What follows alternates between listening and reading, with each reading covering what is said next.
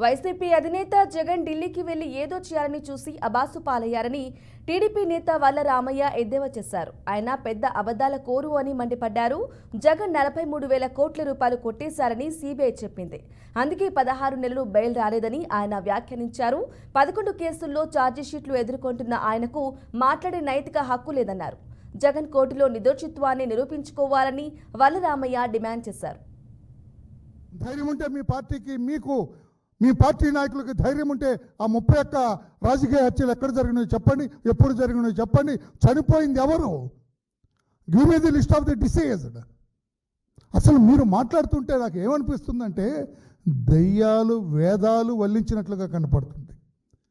జగన్మోహన్ రెడ్డి గారు ఈ మాటలు మాట్లాడుతుంటే శాంతి భద్రతలు లోపించినవి, క్షీణించిన మాటలు మాట్లాడుతుంటే ఓహో దయ్యాలు ఈ రకంగానే మాట్లాడతాయా అని అనిపిస్తుంది నాకు అని చెప్పుకొని తెలియజేస్తున్నా.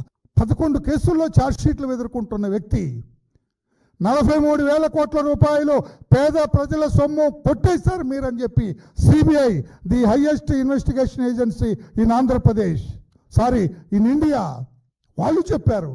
ఆషామాషి వాళ్ళు చెప్పింది కాదు, ఏదో బెజవాడ ఎస్ఐ గుంటూరు ఎస్ఐ చెప్పింది కాదు ఇది.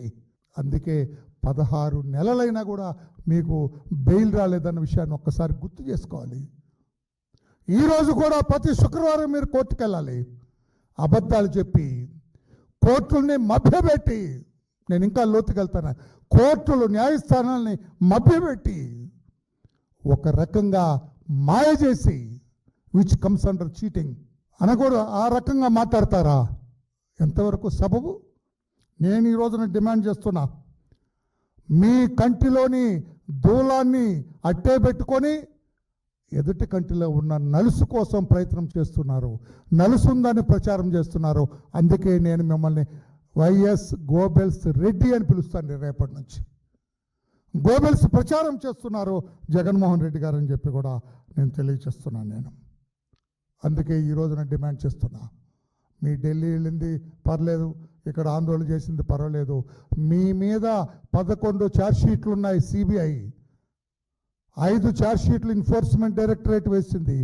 వీటన్నిటిలో మీరు ఎందుకు కోర్టుకు హాజరు అవటం లేదు? సమాధానం చెప్పండి. మీ అధికారం పోయి 50 రోజులైంది. ఈ 50 రోజుల్లో ఎన్నిసార్లు మీరు కోర్టుకు వెళ్ళారు? అంతకుముందంటే ముఖ్యమంత్రి అన్నారు ఏదో లక్షలు ఖర్చు అవుతుందన్నారు, శాంతి భద్రతలకు విఘాతం కలుగుతుందని కోర్టుల్ని మాయ చేశారు.